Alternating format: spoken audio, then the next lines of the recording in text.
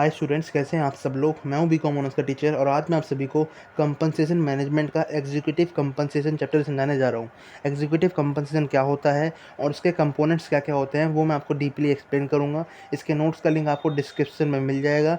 Description में ये hand written notes हैं जो कि आप गूगल ड्राइव से डाउनलोड कर सकते हैं। लिंक पे क्लिक करने के बाद ये फ्री ऑफ कॉस्ट अवेलेबल हैं। अगर आप चैनल पर नए आए हैं तो वीडियो को लाइक और सब्सक्राइब जरूर कर दीजिएगा। सबसे पहले एग्जीक्यूटिव कंपनसेशन का मतलब होता क्या है। एग्जीक्यूटिव कंपनसेशन का मतलब वो रेमुनरेशन या फिर वो सैलरी किसी टॉप मैनेजमेंट लेवल के एम्प्लॉय को जब दी जाती है उसे कहते हैं एग्जीक्यूटिव कंपनसेशन। मतलब जब किसी टॉप मैनेजमेंट लेवल के एम्प्लॉय को सैलरी देते हैं उसे कहते हैं एग्जीक्यूटिव कंपनसेशन। यहाँ पे कंपनसेशन का मतलब होता है सैलरी और एग्जीक्यूटिव का मतलब होता है कंपनी को चलाने वाला। और कंपनी को चलाने वाला जो टॉप मैनेजमेंट लेवल का एम्प्लॉय होता है उसको सैलरी देने की यहाँ पे बात हो रही है। For example CEO chief executive officer, COO chief operating officer, CFO chief financial officer. तो यहाँ पे जो टॉप मैनेजमेंट लेवल के जो एम्प्लॉय होते हैं जब उनको सैलरी दी जाती है तो उसे कहते हैं एग्जीक्यूटिव कंपनसेशन। और इसको जो है ये it refers to how top executive of business corporation are paid. मतलब बिजनेस कॉर्पोरेशन के जो टॉप एग्जीक्यूटिव्स हैं, है ना, तो उनको कैसे सैलरी दी जाती है, कितनी सैलरी दी जाती है, उसे कहते हैं एग्जीक्यूटिव कंपनसेशन। अब इसके कुछ कंपोनेंट्स होते हैं, एग्जीक्यूटिव कंपनसेशन के कुछ कंपोनेंट्स होते हैं वो मैं आपको बता देता हूँ। इसका पहला कंपोनेंट है बेसिक पे। बेसिक पे को हम बेस पे भी कह सकते हैं और इसका मतलब क्या होता है।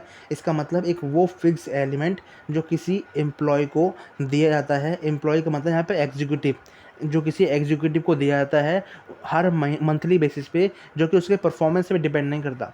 मतलब अगर कोई एम्प्लॉय कंपनी के अंदर काम कर रहा है तो इसको मंथली बेसिस पे इतनी सैलरी मिलना पक्का है, चाहे उसकी परफॉर्मेंस अच्छी हो चाहे उसकी परफॉर्मेंस बुरी हो। उसकी परफॉर्मेंस पे इसकी सैलरी डिपेंड नहीं करती, ये बेसिक पे कहलाता है। उसकी परफॉर्मेंस पे डिपेंड करता है उसका बोनस, उसका इंसेंटिव, उसका रिवॉर्ड, ये डिपेंड करता है। ठीक है, मतलब अगर कंपनी चाहे तो उसको कंपनी से निकाल सकती है और उसकी बेसिक पे रुक जाएगी। लेकिन अगर कंपनी के अंदर वो काम कर रहा है, जितने टाइम तक वो काम करेगा उसको इतनी परमानेंट बेसिक पे मिलनी ज़रूरी होती है, इतनी मिलती है। ठीक है, तो इसमें कम या ज़्यादा नहीं हो सकता, इसे कहते हैं बेसिक पे। It is a fix element of pay which does not vary in relation to company performance. It is a standard wage pay to an executive typically is a largest share of annual compensation package. इसका मतलब ये fix element है जो कम या ज़्यादा नहीं होता company की परफॉर्मेंस के हिसाब से। और ये जो है एनुअल कंपनसेशन पैकेज का सबसे बड़ा पोर्शन होता है। मतलब एनुअल कंपनसेशन जो पैकेज है ना, उसका सबसे बड़ा पोर्शन बेसिक पे होता है, क्योंकि इसी में रिवॉर्ड, इंसेंटिव, बोनसेस ऐड होते हैं, DA, HRA, इसी बेसिक पे का ही 1% जो है वो ऐड होता है। अब शॉर्ट टर्म इंसेंटिव क्या होता है वो मैं आपको बता देता हूँ। शॉर्ट टर्म इंसेंटिव का मतलब वो इंसेंटिव जो किसी एम्प्लॉय को दिया जाता है। एम्प्लॉय का मतलब टॉप मैनेजमेंट लेवल का एग्जीक्यूटिव, जिसको बोर्ड ऑफ डायरेक्टर जब कोई टास्क देते हैं कंपनी के, तो उसके बाद जब वो किसी शॉर्ट टर्म गोल को पूरा कर ले शॉर्टर पीरियड ऑफ टाइम के लिए, उसे कहते हैं शॉर्ट टर्म इंसेंटिव। मतलब कोई एम्प्लॉय को टास्क मिला और उसने बहुत कम टाइम के अंदर उस टास्क को पूरा कर लिया, उसके बदले में उसको रिवॉर्ड देते हैं, इंसेंटिव देते हैं, बोनस देते हैं, उसे कहते हैं शॉर्ट टर्म इंसेंटिव। और वो बोनस क्या होते हैं उसका एग्जांपल आप अपनी स्क्रीन पे देख पा रहे होंगे। पहला है एनुअल कैश बोनसेस, कुछ कैश बोनस दे दिया उसको ओवर टाइम पे। अगर उसने एक्स्ट्रा घंटे का टाइम किया है तो टाइम के लिए वर्क किया है तो उसे कहते हैं ओवर टाइम पे, उसको कुछ एडिशनल पैसे दे देते हैं ओवर टाइम पे। रिवॉर्ड दे देना कुछ, है ना, और गिफ्ट दे देना, इंसेंटिव, बोनसेस। तो ये सारे के सारे जो हैं शॉर्ट टर्म इंसेंटिव का एग्जाम्पल है, जिसमें अगर कोई एम्प्लॉय शॉर्टर पीरियड के अंदर कोई काम पूरा कर दे तो उसे शॉर्ट टर्म गोल्स दिए जाते हैं। ठीक है, रिवॉर्ड्स दिए जाते हैं। अब लॉन्ग टर्म इंसेंटिव क्या होता है। लॉन्ग टर्म इंसेंटिव का मतलब बिल्कुल opposite of short term incentive. मतलब यहाँ उसमें शॉर्टर पीरियड के टाइम के लिए गोल कंप्लीट कर रहा था, इसके अंदर अगर लॉन्गर पीरियड के अंदर कोई गोल कंप्लीट हो रहा है, फॉर एग्जांपल कंपनी के बोर्ड ऑफ डायरेक्टर ने एक ईयर्स का टाइम दिया, 2 ईयर का टाइम दिया, 3 ईयर का टाइम दिया और कहा कि आपको इन 3 सालों के अंदर अंदर क्या है ये टास्क कंप्लीट करना है। उस टास्क को कंप्लीट करने और कंपनी के जो CEO है उसने कंप्लीट कर लिया तो उसे उसके बाद उसको रिवॉर्ड मिलेगा, उसे कहते हैं लॉन्ग टर्म इंसेंटिव। यहाँ पे लंबे पीरियड ऑफ टाइम का जो गोल होता है ना उसको जब पूरा करते हैं उसके बाद जब रिवॉर्ड मिलता है उसे कहते हैं लॉन्ग टर्म इंसेंटिव। इसका example, best example, retirement plan. अगर रिटायरमेंट प्लान किसी एम्प्लॉय को कब मिलता है, जब वो रिटायर होगा रिटायर होने का मतलब उसने लंबे समय तक किसी कंपनी के अंदर सर्व किया है। अगर लंबे समय तक काम करेगा ना, ये नहीं हो कि 2 साल काम किया हो, 3 साल काम किया हो, फिर रिटायरमेंट के बेनिफिट्स मिले। कंपनी के अंदर काफ़ी लंबे पीरियड के लिए काम किया हो, उसके बाद उसको रिटायरमेंट बेनिफिट्स मिलते हैं। जिससे क्या होगा, अगर वो रिटायर होता है 60 साल के बाद, तो उसको दोबारा काम ना करना पड़े, इतना पैसा दे दिया जाता है एक बार में। सो उसे कहते हैं retirement plan. For example stock option भी होता है। स्टॉक ऑप्शन का मतलब कंपनी जब शुरुआत कर रही होती है, अपना ग्रोथ कर रही होती है, तो एम्प्लॉय को ज़्यादा सैलरी देने के बजाय कंपनी के ही कुछ शेयर दे देना, जिससे कि वो कंपनी की ओनरशिप पा सके और कंपनी में 100% एफर्ट लगाए अपना। तो ये स्टॉक ऑप्शंस होते हैं। तो मैंने आपको कुछ एग्जांपल बता दिए हैं, Phantom stock option plan, retirement plan. तो ये सारे के सारे लॉन्ग टर्म इंसेंटिव्स होते हैं, जिससे क्या होगा, कंपनी के एम्प्लॉय लंबे समय तक कंपनी के साथ जुड़े रहेंगे और काम करेंगे। अब नेक्स्ट है stock option plan. Stock option plan, जैसे मैंने आपको बताया, इसका मतलब क्या होता है। स्टॉक ऑप्शन प्लान का मतलब होता है जब कोई कंपनी के अपनी स्टार्टिंग करती है, उसके पास बजट की कमी हो।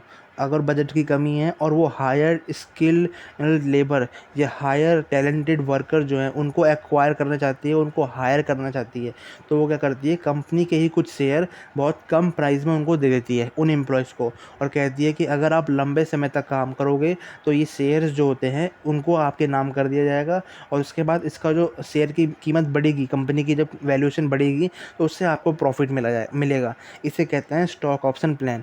ये दरअसल वो कंपनीज अपनाती हैं तरीका जिनके पास बजट की कमी होती है, जिनके पास कम बजट होता है, और वो सोचते हैं कि हम ज़्यादा सैलरी आपको नहीं दे पाएंगे, लेकिन आपको जो है कंपनी की कुछ ओनरशिप मिलेगी।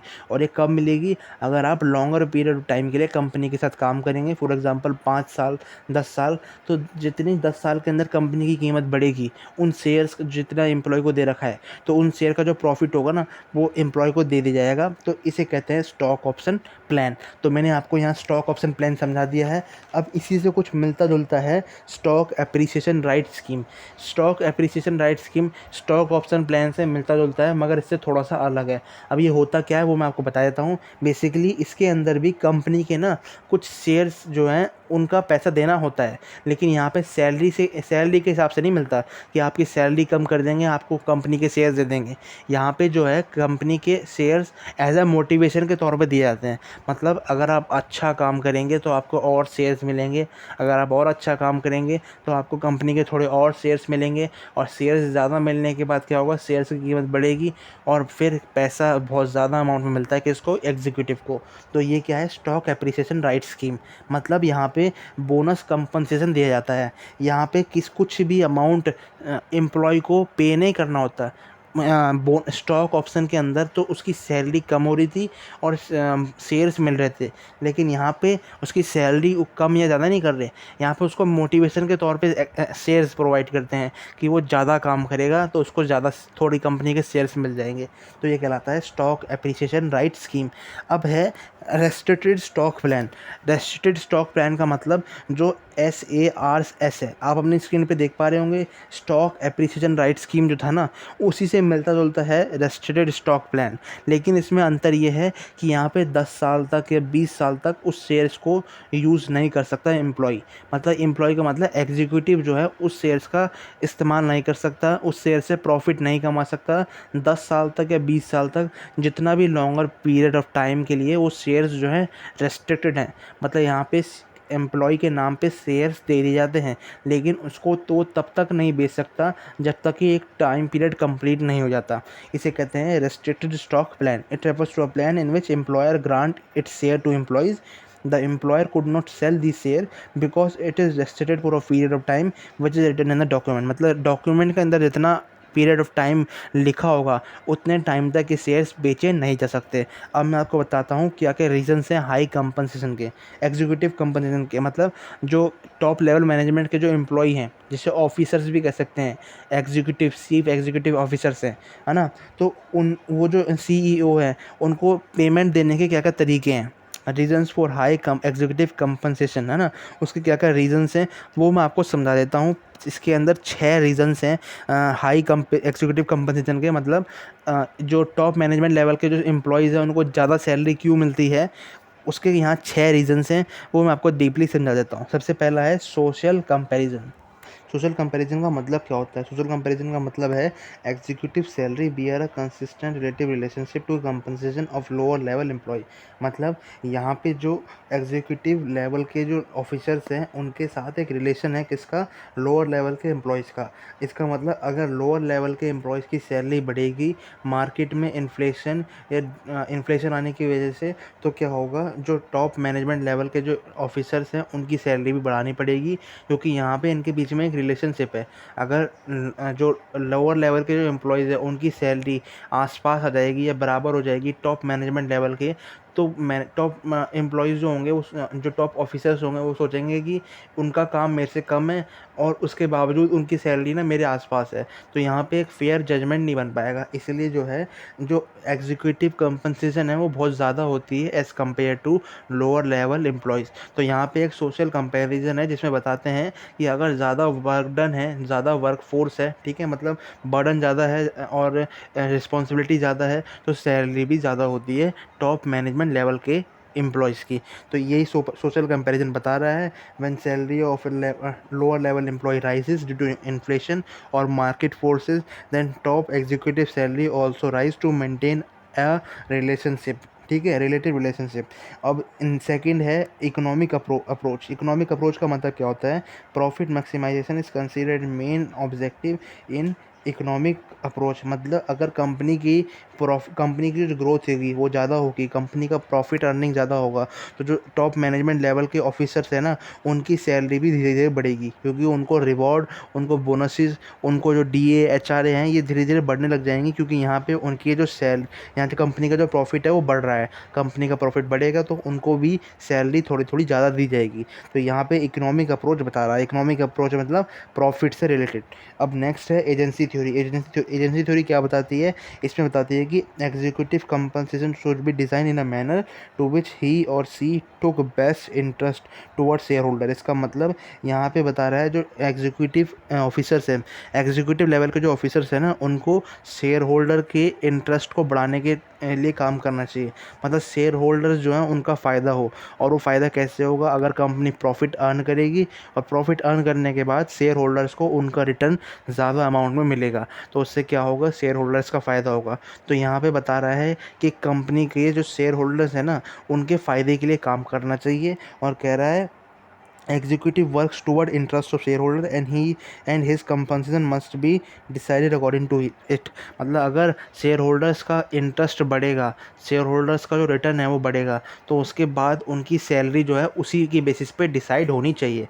नेक्स्ट है performance of firm. Performance of firm मतलब अगर फर्म की परफॉर्मेंस ज़्यादा अच्छी है तो उसके बाद जो एग्जीक्यूटिव लेवल के एम्प्लॉयज़ हैं उनकी सैलरी बढ़ानी चाहिए। अगर फर्म की परफॉर्मेंस अच्छी नहीं है, फर्म लॉस अर्न कर रही है, तो उनके बोनस, उनके रिवॉर्ड जो हैं, उनके इंसेंटिव्स वो हटा देने चाहिए। तो इसमें यही बता रहा है कि एम्प्लॉई, जो एग्जीक्यूटिव लेवल के एम्प्लॉयज़ हैं, जैसे ऑफिसर, सीईओ भी कह सकते हैं, उनकी सैलरी परफॉर्मेंस पे डिपेंड करती है। तो यहाँ पे मैंने आपको 4 पॉइंट समझा दिए: social comparison, economic approach, agency theory, performance of firm, और नेक्स्ट है फर्म साइज़। फर्म साइज़ का मतलब कंपनी के बजट के ऊपर भी डिपेंड करता है कि एम्प्लॉई जो हैं, एग्जीक्यूटिव लेवल के जो ऑफिसर्स हैं, उनकी सैलरी कितनी होगी। कंपनी का बजट अगर ज़्यादा है तो एम्प्लॉई की सैलरी ज़्यादा होगी, कंपनी का बजट अगर कम है तो एम्प्लॉई की सैलरी कम होगी।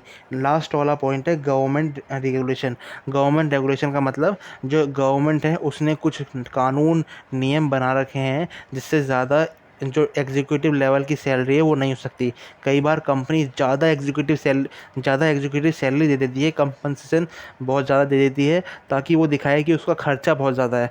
इसको रोकने के लिए उन्होंने कहा है, गवर्नमेंट ने नियम बना रखे हैं कि आप अपनी सैलरी जो है इससे ज़्यादा नहीं दिखा सकते, ठीक है? तो ये मैंने आपको बता दिया गवर्नमेंट रेगुलेशंस के बारे में, और फर्म साइज़ के बारे में, और क्या-क्या नियम हैं जिससे एग्जीक्यूटिव लेवल के जो ऑफिसर्स हैं उनकी सैलरी डिसाइड होती है। यहाँ पे एग्जीक्यूटिव कंपनसेशन का पूरा चैप्टर मैंने आपको समझा दिया है। अगर आपको कोई डाउट हो कमेंट में पूछ लीजिएगा। इसके नोट्स का लिंक डिस्क्रिप्शन में मिल जाएगा। वीडियो अगर पसंद आई हो तो लाइक और सब्सक्राइब जरूर कर दीजिएगा। वीडियो देखने के लिए थैंक यू।